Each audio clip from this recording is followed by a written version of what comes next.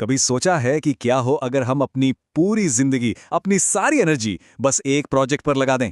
नहीं, किसी कंपनी के प्रोजेक्ट पर नहीं, बल्कि उस प्रोजेक्ट पर जो हमारी जिंदगी बदल सकता है।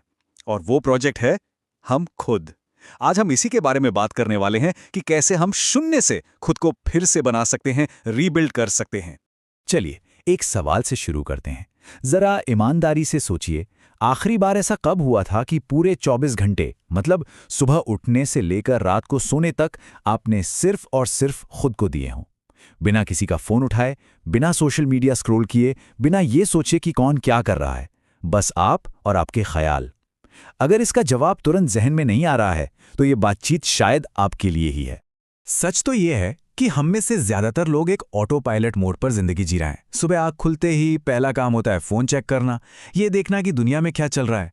हमारा पूरा दिन दूसरों के मैसेज, दूसरों की पोस्ट, दूसरों के उम्मीदों पर रिएक्ट करते हुए निकल जाता है। मतलब हमारी जिंदगी का रिमोट कंट्रोल हमारे हाथ में है ही नहीं। लेकिन एक सच है जिसे दुनिया के सबसे कामयाब लोग समझते हैं, वो ये कि बाकी सब कुछ एक तरह का शोर है। असली कंट्रोल, असली ताकत सिर्फ एक ही इंसान पर है, और वो है हम खुद। खुद को फिर से बनाना ये कोई शौक नहीं है, ये आज की दुनिया में सबसे जरूरी काम है। तो ठीक है, सबसे पहले प्रॉब्लम को समझते हैं, उस चीज को जो हमें आगे बढ़ने से रोक रही है। और इसे हम कह सकते हैं बिखराव का असर, या द स्कैटरिंग इफेक्ट।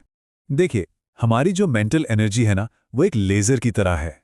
अगर वो एक जगह फोकस हो तो कुछ भी कर सकती है। लेकिन अभी हो क्या रहा है? हमारी ये एनर्जी हजारों अलग अलग दिशाओं में बटी हुई है। सुबह का पहला नोटिफिकेशन, किसी दोस्त का मैसेज, न्यूज़ अलर्ट, इससे पहले कि हम अपना दिन शुरू करें, हमारा दिमाग 100 अलग अलग चीज़ों से भर चुका होता है। यही बिखराव हमारी असली ताकत को धीरे धीरे खत्म कर रहा है। और अगर ये बात हवा हवाई लग रही है तो जरा ये नंबर देखिए। एक स्टडी के मुताबिक एक औसत इंसान दिन में 96 बार अपना फोन चेक करता है।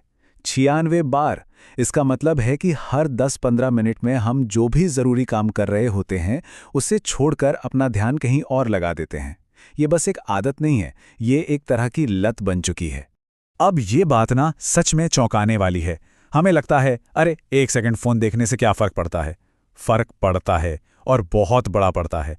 ध्यान टूटने में तो सिर्फ एक पल लगता है, लेकिन साइंस कहती है कि वापस उसी गहरे फोकस में आने के लिए हमारे दिमाग को औसतन 23 मिनट लगते हैं। 23 मिनट! अब आप खुद हिसाब लगाइए, अगर हम हर 10 मिनट में डिस्टर्ब हो रहे हैं, तो इसका सीधा मतलब है कि हम कभी भी डीप फोकस की स्टेट में पहुंच ही नहीं पाते। हम बस सतह पर ही तैरते रहते हैं। और इसका नतीजा? जब हमारा फोकस बिखरा हुआ होता है, तो हमारी जिंदगी के नतीजे भी बिखरे हुए ही होते हैं। बिखरा हुआ रिश्ता, बिखरा हुआ करियर, बिखरी हुई सेहत। सीधी सी बात है, एक बिखरा हुआ दिमाग कभी भी एक कमाल की जिंदगी नहीं बना सकता। तो सबसे पहली लड़ाई जो हमें जीतनी है, वो है अपने ध्यान को वापस पाने की लड़ाई। तो ठीक है, प्रॉब्लम तो समझ आ गई। अब बात करते हैं इसके समाधान की। और समाधान छिपा है एक सोच में, एक माइंडसेट में, जिसे हम कहते हैं सेल्फ फोकस्ड माइंडसेट। आपने हवाई जहाज में ये अनाउंसमेंट जरूर सुनी होगी। क्या इसका मतलब ये है कि हमें मतलबी बन जाना चाहिए? नहीं, बिल्कुल नहीं। इसका मतलब ये है कि अगर आप खुद ही सांस नहीं ले पा रहे, तो आप किसी और की मदद कैसे करेंगे? खुद पर फोकस करना सेल्फिश होना नहीं है, ये खुद को इतना काबिल बनाना है कि आप दूसरों के लिए एक ताकत बन सकें, बोझ नहीं। तो पॉइंट ये है कि जब हम खुद को बेहतर बनाते हैं, मानसिक रूप से, शारीरिक रूप से, आर्थिक रूप से, तो हम अपने परिवार और अपने समाज के लिए एक एसेट, एक संपत्ति बन जाते हैं। हम खाली ग्लास से किसी को पानी नहीं पिला सकते। पहले हमें अपना ग्लास भरना होगा, तभी हम दूसरों की प्यास बुझा पाएंगे। सेल्फ फोकस का मतलब है अपनी जिंदगी की ड्राइविंग सीट पर वापस आना। ये मानना कि हमारी जिंदगी हमारे फैसलों का नतीजा है, न किस्मत या हालात का। साइकोलॉजी में इसे इंटरनल लोकस ऑफ कंट्रोल कहते हैं। और रिसर्च बार बार ये दिखाती है कि जिन लोगों का ये विश्वास मजबूत होता है, वो ज्यादा खुश, ज्यादा सफल और ज्यादा शांत रहते हैं। तो सबक साफ है, खुद पर ध्यान देना स्वार्थ नहीं, ये सबसे बड़ी जिम्मेदारी है। ठीक है, तो हमने ये तो तय कर लिया कि खुद पर फोकस करना है, पर सवाल ये है कि बदले कैसे? चलिए अब बदलाव के पीछे के साइंस को समझते हैं।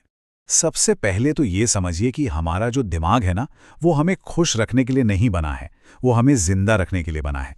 उसे बदलाव पसंद नहीं है, क्योंकि हर बदलाव में एक खतरा होता है। इसीलिए जब भी हम कुछ नया करने की कोशिश करते हैं, जैसे सुबह जल्दी उठना या एक्सरसाइज करना, तो दिमाग अंदर से आवाज देता है, अरे छोड़ो ना, क्या जरूरत है। ये जो अंदर की रुकावट है, ये जो रेजिस्टेंस है, ये इस बात का सबूत है कि आप सही रास्ते पर हैं। आप अपने पुराने सॉफ्टवेयर को अपग्रेड कर रहे हैं। और अच्छी खबर ये है कि ये अपग्रेड पूरी तरह से संभव है। साइंस के कमाल की खोज है, न्यूरोप्लास्टिसिटी। इसका सीधा सा मतलब है कि हमारा दिमाग पत्थर की लकीर नहीं है, ये गीली मिट्टी की तरह है। हम किसी भी उम्र में अपने दिमाग की वायरिंग बदल सकते हैं। अपनी आदतें, अपनी सोच, अपने विश्वास, सब कुछ बदला जा सकता है। ये एक बहुत बड़ी पावर है जो हम सबके पास है। तो सवाल ये है कि इस मिट्टी को नया आकार दें कैसे? इसके 2 सिंपल से तरीके हैं। पहला, किसी भी नई आदत को पूरे इरादे और ध्यान के साथ बार बार दोहराना। इससे दिमाग में एक नया रास्ता, एक नया न्यूरल पाथवे बनने लगता है। और दूसरा, उस नई आदत से किसी अच्छी भावना जैसे खुशी या गर्व को जोड़ना। मान लीजिए आप रोज किताब पढ़ने की आदत डाल रहे हैं, तो हर बार पढ़ने के बाद एक पल रुककर अच्छा महसूस कीजिए, खुद को शाबाशी दीजिए। ये जो पॉजिटिव इमोशन है ना, ये उस नए रास्ते पर सीमेंट का काम करता है, उसे पक्का कर देता है। चलिए, अब थ्योरी से एक्शन में आते हैं। सिर्फ सोचने से कुछ नहीं होगा, हमें एक ऐसा सिस्टम बनाना होगा जो हमें हर रोज आगे बढ़ाए, चाहे हमारा मूड कैसा भी हो। देखिए, दुनिया के सबसे कामयाब लोग मोटिवेशन के भरोसे नहीं रहते। मोटिवेशन तो मौसम की तरह है, आज है कल नहीं। वो भरोसा करते हैं सिस्टम पर। सिस्टम का मतलब है एक ऐसा ढांचा जो आपसे काम करवा ही ले, चाहे आपका मन हो या ना हो। एक अच्छा सिस्टम आपकी इच्छा शक्ति से कहीं ज्यादा ताकतवर होता है। और सिस्टम का सबसे जरूरी हिस्सा है निरंतरता, यानी कंसिस्टेंसी। हमारा लक्ष्य ये नहीं होना चाहिए कि एक दिन में पहाड़ तोड़ दें। हमारा लक्ष्य होना चाहिए कि हर रोज एक पत्थर तोड़ें। लगातार की गई छोटी छोटी कोशिशें कभी कभी की गई बड़ी कोशिशों से कहीं ज्यादा असरदार होती हैं। तो अपना सिस्टम बनाएं कैसे? बहुत आसान है। पहला, एक ऐसा छोटा सा एक्शन चुनें जो आप अपने सबसे बुरे दिन पे भी कर सकें, जैसे 10 पुशअप नहीं, सिर्फ 1 पुशअप। दूसरा, अपने माहौल को अपनी आदतों के हिसाब से डिजाइन करें। अगर सुबह दौड़ने जाना है तो रात में ही जूते दरवाजे के पास रख दें। तीसरा, एक बार में सिर्फ एक आदत पर फोकस करें। और चौथा, अपनी प्रोग्रेस को ट्रैक करें। एक कैलेंडर पर हर दिन क्रॉस लगाएं।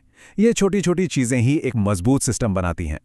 ठीक है, अब हम आखिरी और शायद सबसे मुश्किल पड़ाव पर हैं।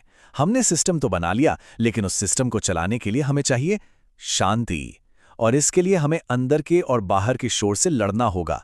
समझिए कि हमारा ध्यान एक किले की तरह है जिस पर हर तरफ से हमला हो रहा है।